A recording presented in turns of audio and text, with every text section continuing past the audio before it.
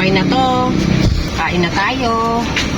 Pagkapainit ko nga ng kawali ay naglagay na agad ako ng mantika at isinunod ko namang nilagay ang ating tokwa. Bale, ipipiri-pirito ko lang ito ng bahagya. Ayan, pag nag-golden brown na, lagay ko naman yung ating bawang. Sunod ko naman yung ating sibuyas at saka yung ating hipon na binalatan ko na. Pansit making nga pala ang iluluto natin ngayong gabi guys. Ayan, at maya-maya ay ilalagay ko na yung katas ng ulo ng hipon. Dagdag pampalasa din yan guys. Ayan, at nilagyan ko na yan ng paminta at ilagay naman natin yung ating pansit Mickey. Pag ito nga ang ulam mo, may pang merienda ka na, may ulam ka pa, 'di ba? 2 in 1. At ito nga, naglagay na rin ako dito ng pork cubes kasi hindi na ako bumili ng karne ng baboy para ihalo dito, 'di ba? Nagtitipid. At inilagay ko na nga rin yung ating mga dahon ng pechay. At nilagay ko na rin yung ating mga pampalasa.